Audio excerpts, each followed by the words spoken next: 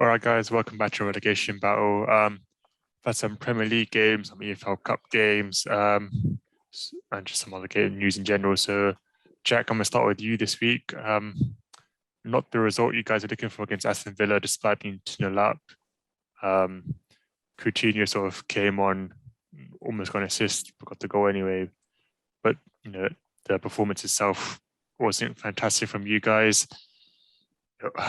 What do you put that down to against Villa? Um, I must slightly disagree with you there. I thought the performance was quite good. I think first I half it was thought good. I thought first 70 minutes I thought were good.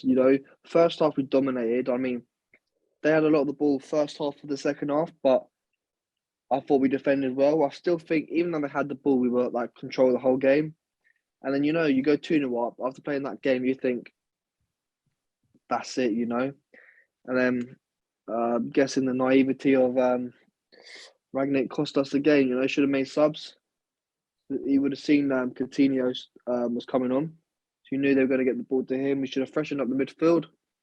Matic, I thought he was really good, but as you see, he can't play longer than 60 minutes a game. Yeah. He's too slow now. So, even put Fred back in there, bring Donny on, just bring someone else on. You got to freshen up that midfield. And it's just so annoying because the games before that were poor. But I thought I saw an actual improvement in this game. We changed formation. We didn't play a 4-2-2. We played a 4-3-3, and we had control of the whole game. So I like that. But to drop 2 points when literally the last 10 minutes, it's annoying. I put that down to probably the naivety of Rangnick thinking, "Oh yeah, you're 2-0 against a mid-table team, you've won it." But it's never the case in the Prem. So we should have won it. Should have made changes, but we didn't. So, however, I would be more annoyed if we played crap, but I actually saw a bit of an improvement. So as long as I still see improvement over the season, I'm not too fast because at the moment, I'm not thinking top four's gone. So I just want to see us improve as a team and be able to enjoy my football team again. Yeah. To be fair, I feel like if Villa subbed on anyone apart from Coutinho, you probably would have won. But I think everyone sort of expected him to just come on and score against you Yeah, he guys. was always going to score in that stuff, wasn't he? Yeah.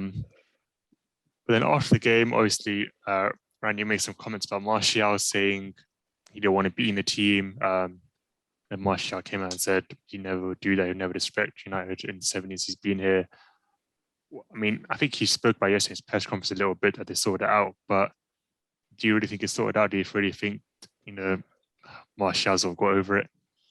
No, see, it's so hard because it's so hard to pick a side. It's so hard to believe when you don't know anything. Coming out for Ragnick saying, "Oh yeah, he didn't want to travel," and Martial coming saying like an hour later, "I would never do that." You know what? His manager, but I actually believe Martial. Although he doesn't want to be here, that's his choice. He's been 7 years, thinking it's time to move on. He understands that even though he's not had the fans like we love him. Most of the fans still love him. We had a good connection with him. Obviously, he hasn't been performing that well, but I don't think he would ever actually say, "No, I'm not traveling." Because today he's in the travelling squad to Brentford. He's going to be in a matchday squad, whether that will start, but he's probably going to be on the bench. So clearly, it must. I don't think it was not travelling. Maybe a miscommunication, and Martial wouldn't have liked that. Put in the Yeah. public saying, "I refuse to play," and they would have had a, now a chat or however long chat, sorting it out. But Rangnick saying it's sorted, it's never sorted. Martial still got that in his head. Like you just said to the whole Man United fan base, I didn't want to play. So it's not looking good for Man United at the moment. Everything in the club's up, down, sideways. So I don't think they might have just had a mutual agreement, just be like, look, it doesn't look like you're going in January because no one wants to pay your salary. So just have a mutual agreement. Play when you're given a chance until summer, and then go then. It's probably like that. But yeah, Martial, I bet he's still not happy. Yeah. Correct me if I'm wrong, but something similar happened when Ole was in charge in terms of saying Martial was injured when he wasn't.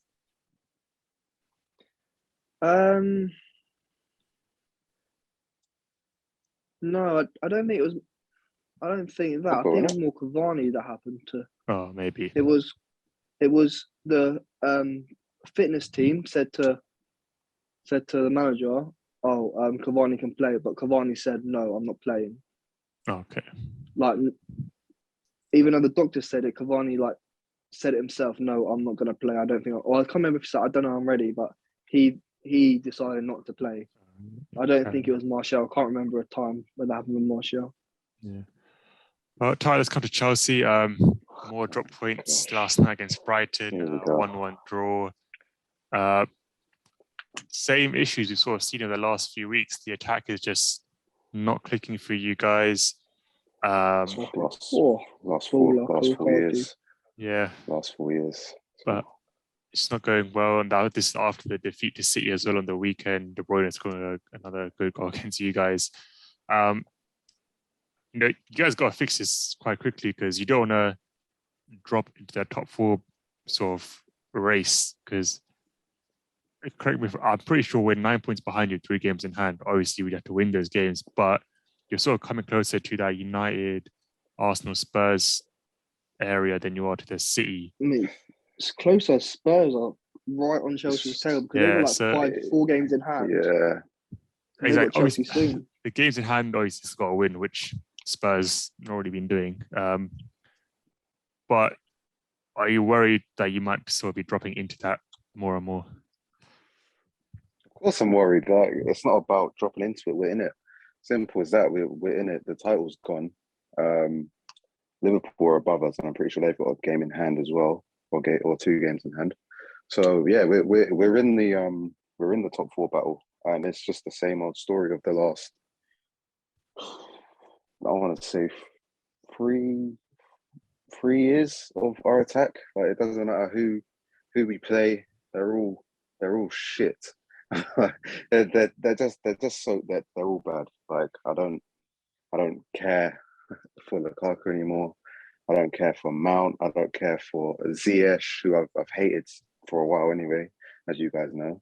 But yeah, everyone's bad. Doesn't matter who plays. None of them can just do anything. I had a feeling that we'd drop off, but I didn't think it'd be this bad.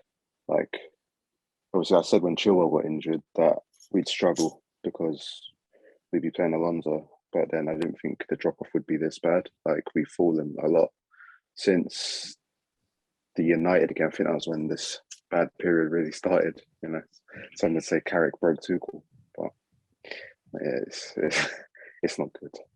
Yeah, I hope so. 1 win in your last 5. I'm not sure what the record is since the United game, but obviously Tuchel's done a good job in terms of since he came in. But yeah, surely this attack is good enough for him to do something with it. I mean, Lukaku is more than good enough, in my opinion, to do something with it. Havertz is more than good enough. Mason Mount has shown he has got the quality there. Hudson-Odoi, even Ziyech. Yeah, you can say, but you say this, right? But then these will get chances. It's not like they don't get chances in the game. They get chances in the game and they miss sitters, like, literally every game and every week. Like, it's like Chelsea fans were saying, oh, if we play a back 4, we'll have more attackers on the pitch and we'll play better. We played a back 4 last night. We were terrible. Brighton dominated us. And if it wasn't for Rudiger, who can't play in a back 4 apparently, and Thiago Silva, who can't play in a back 4 apparently, we would have lost the game. We would have lost the game. Like, them 2 played very well. Azpilicueta and Marcus Alonso still starting at fullback for Chelsea in 2022 that's the big problem here. Because, like, I was looking at Brighton, and obviously they had Lamptey, who was obviously our player, and Cucurella, who I'm pretty sure they got him quite cheap.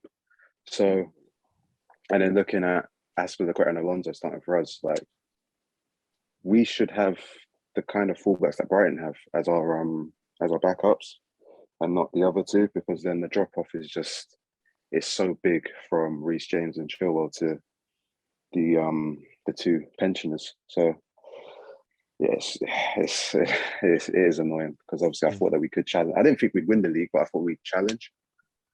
But yeah, it's gone, and now we're in the top 4 battle again. Why don't you play your wingers there? You have so many. You're playing Hudson-Odoi there. Yeah, he might be better further forward. Just, it's for a couple of weeks, a month or so. Just put him into wing back and just, if you're that. I think it's, in my opinion, but Marcus Alonso isn't great, but it's more Aspilicueta just because he's so old now. He just got no Yeah. legs as well. So it's more him. Just put Hudson-Odoi in right wing back, and then you have more attackers on the pitch. Yeah, I mean, You know, there's it's not also like I said. another. It's not. There's also another not the- solution. For example, Digne was available for like what 25 million, so we could have done that. Yeah, but I think I saw a story Yeah. that he didn't want to do that because then he didn't want like Digne and Chilwell as his fullbacks because they're going to become like unrest there because they're both first choice left backs for a good team. And if you have both of them, they're not going to get enough game time they want, so it's just going to cause problems. Yeah, That's what I I get heard. that. But But there's also like there's if you're a literally big team, players you've got to in our do that. academy that are better than these two. Like Yeah, Livramento, we got rid of him. Lamptey, we got rid of him. I mean, left back, we haven't really brought through that many good left backs. But like right back, it's just stupid. Joel, going on what you said, I think it's more depending on the it's clearly shown it works for Guardiola, but that's because he rotates so much. Everyone's happy with how much they get played. The thing is, I don't know off the top of my head another manager that rotates that much. Once they get a winning team, once they get let's go for fullback. Once normally teams they get a stable back four, it hardly changes unless injuries or suspension. Yeah. Whereas Guardiola, you know one or two players that are starting week in week out in defence, but you don't know the other two. It can chop and change, but most managers want a settled back four, especially maybe changes every game midfield attack, but most managers want a solid team to build chemistry, you know. So, and I know Chelsea just won the Champions League, but look, they're in a top four race, and maybe Digne could have gone there, but City are challenging for everything this year and everything every year, you know. I know Chelsea challenge a lot, but it's just the difference between City and Guardiola. So I think it also depends on how much the manager rotates, and it doesn't look like Tuchel rotates that much. The only thing he only really rotates the double pivot based on the game, and then obviously the front three because no one's consistent enough. That's the thing, though. Like obviously, Guardiola does the most, and he wins the most trophies because of it. I mean, if you look at Liverpool's rotation squad, that's why they don't win as many with that squad because it's just not good enough. So, in my opinion, if you say at Digne and Chilwell, I think there's more than enough games to rotate them. You've got Champions League pretty much from the start of the season. During the winter, you got loads of midweek games, and then you've got Champions League again at the end. So I think there's more enough games for it. I think we need to sign a quality left back anyway, because I don't think. I mean, Chilwell's not going to be the same player as soon as he comes back. Like he's going to need time. And that's the thing as well. So, I mean, yeah. Sorry to interrupt you there, but Chelsea, like we've praised Chelsea's sort of club as a club for going out and buying what they need. But this left back situation is beyond me because obviously Alonso is not good enough. Gino is on the market. You didn't go for him. Tagliafico wants to leave Ajax right now, but doesn't look like you're linked with him at all. I think he's like Marseille or another club. We're bidding to get our own player back instead of just buying someone. It's like this. I feel like there's more. And Kurzawa, you go for Kurzawa, who did not have a good relationship with Tuchel at PSG, which he's third choice at PSG behind you as well. He's behind Nuno Mendes and Juan Bernat. So a third choice PSG left back who did not get on with your current manager was looking like your main option for a while. I think it's gone out the window now. The thing is, Chilwell got injured. I think it was either late November or early December, and like they should have been planning from then. So it's like we're now, what is it, the 19th of January today? So it's just this is I don't trust our board in January ever since we were linked to players like Andy Carroll in 2018. I mean, there's a certain sometimes our board is stupid. Well, both side. But so what do you think you can do to turn it around quickly then? Because you can't just keep going like this. Otherwise, there is a danger you won't be in Champions League next season. I don't know. I do not know. I do think, as bad as Lukaku's been, I don't think we play to his strengths. But then at the same time, like you cost 100 million. Sometimes you need to create your own service. But other than that, I don't know. I don't know where it improves. Like none of the attackers are really consistent enough to say, "Oh, build it around them." So we just got to see what happens. Maybe we. I think you've got to stick with this three at the back. I know a lot of your fans have been wanting to go to the 4 at the back, but because you don't have good enough back won't change fullbacks, anything. Yeah. you have to go 3 at the back, and your wing backs just have to be attackers. You know, scrap the old Tuchel way and like, oh, score 1 goal and don't concede, because you're conceding goals. We are. So don't bother about working defensively. Just go and score more than your opponent. Because at the moment, I don't know what it is, but you're just conceding goals now. From anywhere, you don't concede goals from corners, and you conceded one yesterday. You're conceding loads from open play, from sloppy mistakes, and it's just. So just stick. Don't go with 4. Obviously, I know you went 3 at the back against Spurs, and you're going 4 back against teams that you should beat, but stick with 3 at the back and just have wingers there. Yeah. You know, have Hodgson on the left, Ziyech on the right, or Pulisic. Mark Sosa is not that bad attacking. Like, he's not fantastic. He can't even attack anymore. He's terrible. I think we also lack an elite creator as well. I think that's one thing we need to, like, instead of just signing all these goal scorers, I think we need to actually like sign just a proper number 10 that can create chances. But sometimes it's a bit like, because you're saying you create loads of chances and they just can't score, they miss an easy sitter. So why do you need a creator? Because before our chances were coming from the wing backs. So that when they're not there, we need to have a proper like creative attacker that can actually just create chances and not just cross it and hope. Mm-hmm. Well, before we move on, Chelsea, I just want to make one last point. That De Bruyne goal, fantastic goal. Obviously, no one really had a go at Kepa. But if that was 2 years ago, everyone would have slaughtered Kepa for being too small and not saving that. Some Chelsea fans were. Kepa would have got absolutely rinsed if you could see that 2 years ago. Because I think he's doing quite well now. But before you replaced him, it's like, oh, he should be saving that, but he's just too small. And that's the exact sort of goal he would have conceded. So, I don't know, a bit of inconsistency there from the fans, but we'll move on. He should have saved it. It was what he did just before. As soon as moved to the other side first. Just before De Bruyne shoots, he moves, and maybe anticipating going near post, but I reverse it. But you never guess. The shot should never happen in the first place. And guy was able to just run through. Yeah, I get that, but that's where you need your keeper. Where everyone else fails, you need your keeper to stay strong and he guess. Yeah. Any other keeper saves that. Mendy saves it. Ramsdale saves it. De Gea saves it. Lloris saves it. It's just even. I don't know about Ramsdale. I think Rams would have done backflip and then saved it. I think he's done well, but that he should have saved. Yeah.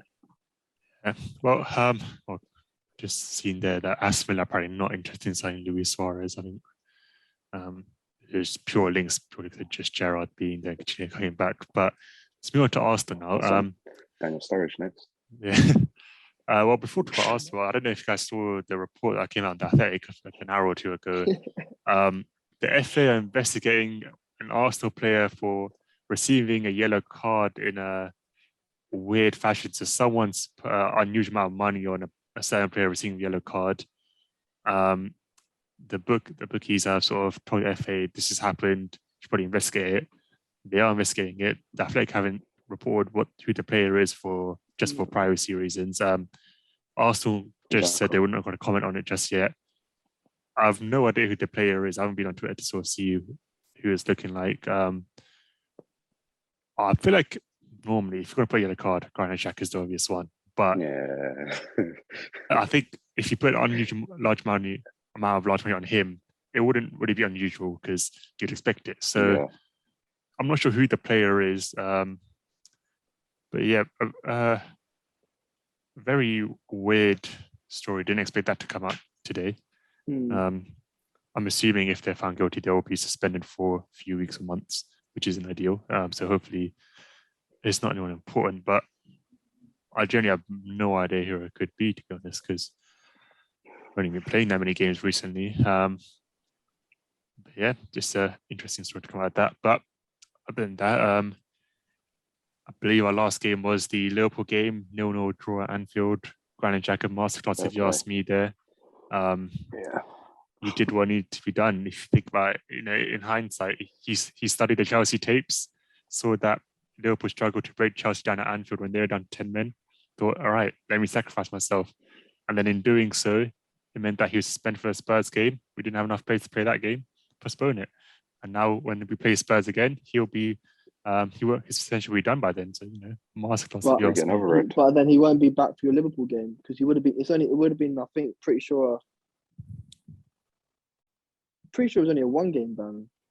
No, it's 2 because it's his second red. Oh, okay. Yeah. Okay. So never mind then. Yeah, But but It's a I good don't result. think. Yeah, it's a very good result for us. Very good result. Obviously, it's easy to say good defensive performance when we played the way we did. We had a lot of people behind the ball, but I still think we did quite well. We changed the 5 at the back with Holding, Gabriel, and Ben White, Chambers on the right and Tune in the left. I thought they played really well. They played so well that I don't think Rams really had to do much in the game, or if anything at all. I think Ben White really led them well. Saka, Martin, like I said, just absolutely ran their socks off for chasing those long balls down, just trying to hold it up there as long as possible. I think they were absolutely finished after the game. I was really worried going to that Spurs game, how fit they're actually going to be because how much they're running. I'm not sure about this. So I thought away goals was in play, but after extra time it was gone. But apparently there's just no away goals in general. I'm not 100% sure on that. Yeah, I don't think there is. There's no away goals. Okay, well, if there's no away goals, then that's even better result then, because don't have to score away. But it does mean it all comes down to tomorrow night's game, which is good because at home you sort of back yourself to do better at home. We should hopefully have 11 players on the pitch. They still won't have Mane or Salah. Navigator's not there either, but he's been doing well at AFCON. Party's coming back soon, isn't he? Yeah, I don't think he'll be in the squad for tomorrow. I'd be very surprised if he was, but probably Burnley on the weekend. That game's Sunday, so he should be back for that hopefully.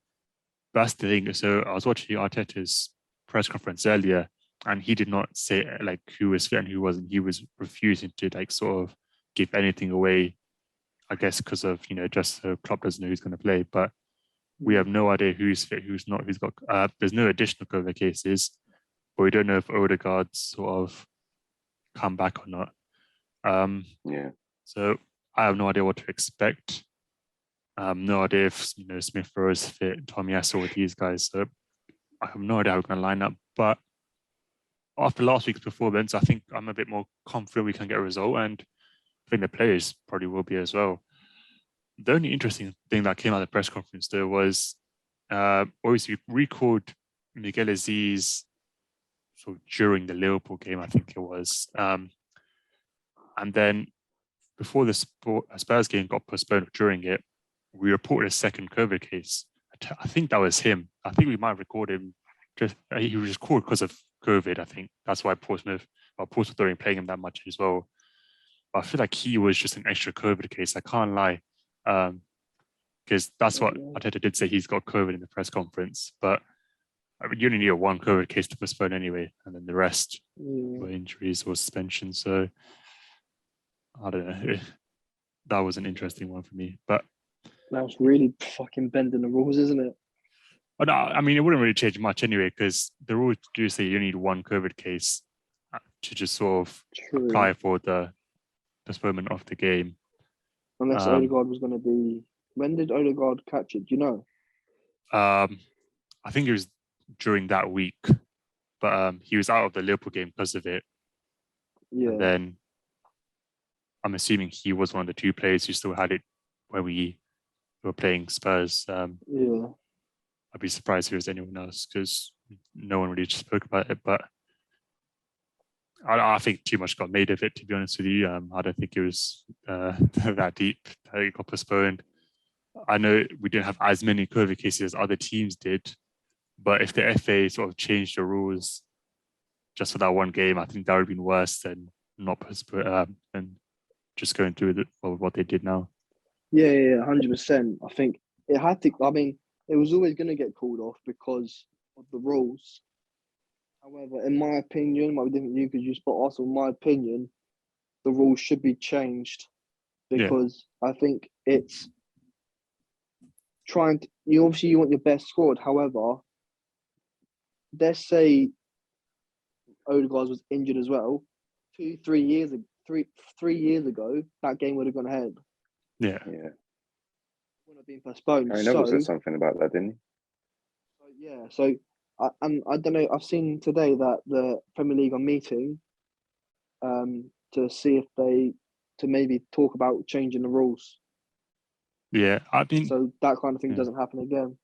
I think they can change the rules, but the points that Gary Neville yesterday were making were so, in my opinion, they were pointless because they're saying, "Oh, your under-23s academy players should be playing or at least on the bench." We played Balogun in the opening game of the season for his first ever Premier League appearance or first start. you guys had a outbreak at the start, didn't you? Exactly. We had an outbreak at the start. We didn't get any games postponed. Then it's talked about age of the players. We have the youngest team in the Premier League, the sixth youngest team in Europe. And then they talked about how Wolves are playing youngsters and their bench play youngsters. Our bench against Liverpool, I think our most senior player is Callum Chambers, and all our midfield and attackers are all under 22 players in the academy. So, have I frozen?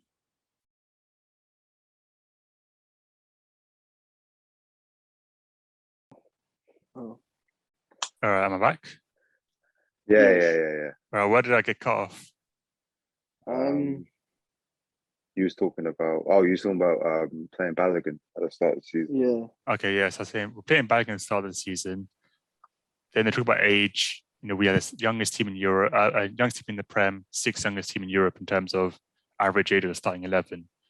And then they talk about how the Wolves are giving debuts to youngsters and their bench full of youngsters. Our cup semi-final against Liverpool, all our midfielders and attackers are part of our under-23s team from our academy. None of them were senior players, and I think Callum Chambers might be our most senior player. So all these arguments, you can say them in Arsenal's favour as well. We did all of that. We just generally didn't have enough players to sort of first-team players to go on with that. So I didn't really understand it, but it is what it is in that sense. Hopefully we get the job done tomorrow, and then we start, really just pushing on the Premier League, not in terms of games in hand, just games in general. Just, get us close to, Chelsea, get as far away from Spurs United as possible before we even play those games in hand, so there's less pressure on them. You don't want to be in a position where you have to win your game to sort of go level with Spurs, because then just too much pressure on it. And it's just not really needed. But moving on from that then, other games from the weekend, Jack Harrison scored a hat-trick for Leeds in the, I want to say, surprise win over West Ham. I think West Ham, they're still fourth at the moment. I think they played a few more games and run around them, but big win for Leeds. Big win for Norwich as well over, I want to say, Everton. It was over Everton, 2-1. Got Rafa sacked in the end. Indeed, yes. I think it's fair to say no one expected that move to work out for Everton. No.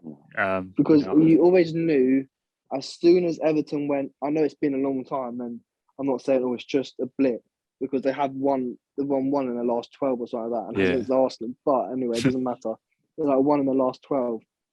But you always knew as soon as it went bad, it was unsalvageable because of the Liverpool links, So, like Joel said, it was always going to end bad. Yeah. This is a big win for Norwich, and not only because of the 3 points, massive of them, but Newcastle and Watford also both dropped points. 1-1 draw against each other in that game. What do you guys make of Newcastle's signing so far? I think we might have spoken about a bit last week with Trippier coming in. Obviously, Chris Wood's coming in for 25 mil, which is good because they've taken someone away from Burnley as well. Then you've got them linked with, who was it? Diego Carlos and Jesse Lingard as well now. I like the Lingard one. I'm not sure about the Diego Carlos one just yet. I'm not sure him and Lascelles is a good partnership. But, do you guys think, say, to get those two of the line, would that be enough for them to stay up?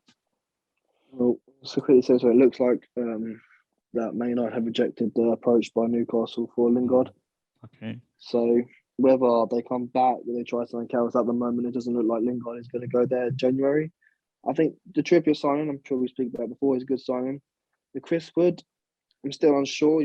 Like I said, I think I said last week, if he plays service to him, he'll score. And like you said, it takes away a goal scorer from a Burnley who are battling down there as well. But it's hard to say they could have got something better because they're in a relegation battle. No one really wants to go down there because they probably are going to get relegated. But it looks like they might be getting Diego Carlos. Obviously, he's told Sevilla that he wants to go.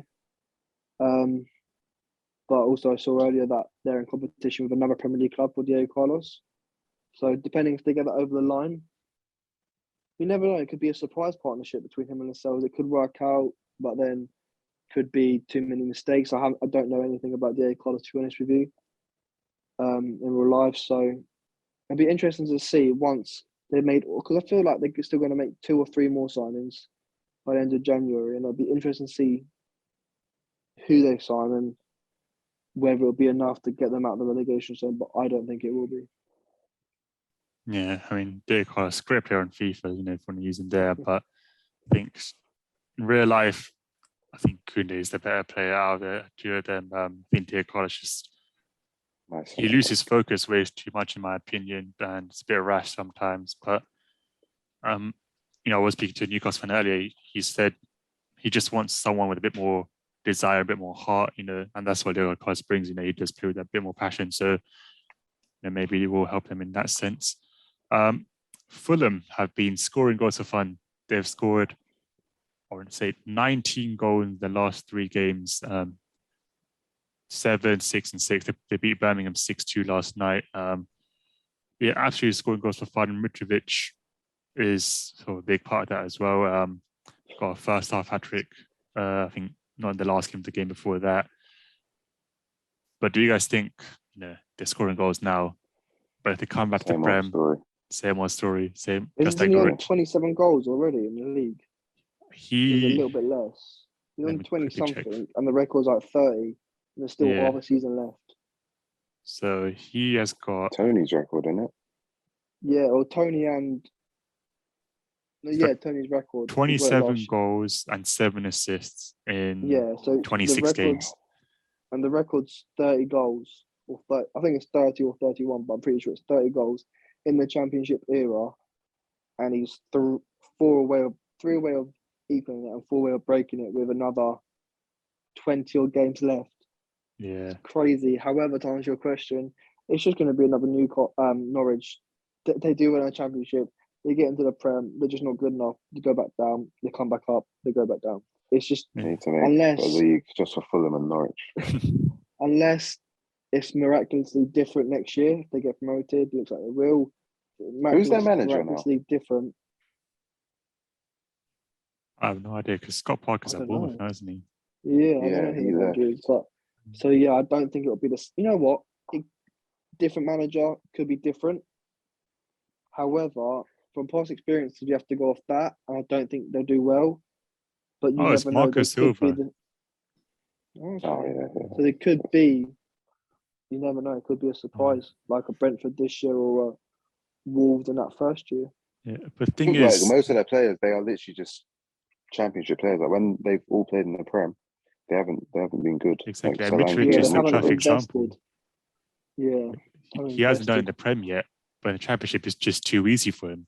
A bit like Pukki. Yeah. Pukki thrives in the Championship, but just not good enough for the Prem. Yeah. So it's an interesting one. They do need. I think any club that gets promoted does need to invest. I think Brentford, fair enough, they didn't really do that much. But I think Wolves is definitely one that did. I think they did invest quite heavily, winning the Championship, to be fair, but also carried it on when they got to the Prem as well. Yeah, and, Fulham, they invested that year and they were still terrible. Yeah, but I think can't remember what year it was. It was the year they signed Sarri and everyone else. It was, but I think that year was too much, in my opinion. They didn't keep the team that got to the Prem, and they sort of lost that, and there was too much change. So it's difficult to find the right balance. But I think that is something Wolves did well, because Sheffield United didn't really do it. They won the first season, but then they caught up within the second one. Whereas Wolves are they're still here now. They had a bit of a sort of fall under Nuno, but I think Bruno Lage right now is doing a pretty good job with it. I think a pretty good job. 8th right now. I think they're 4 points off us. I think a point off United. So they're in the fight for Europe, and gotta give credit to him for that. Elsewhere in Europe, Dortmund got a pretty big win. I want to say they scored quite a few goals. I can't remember. Fiorentina 5-2. scored 6. Vlahovic scored in that, obviously. I don't know. I don't think he's going to join Arsenal. I'd love for him to do that, but I don't think it's happening. I think the player thoughts and the agent fees are just going to be too much to sort of, resolve. Dortmund did get knocked out of the German Cup, didn't they? I think it's the first time since 2011 that neither Dortmund nor Bayern have been in the finals. Bayern not gone down the second won round. it last year. Yeah, they won it last year. Got knocked out, yeah. Real Madrid won the Super Cup.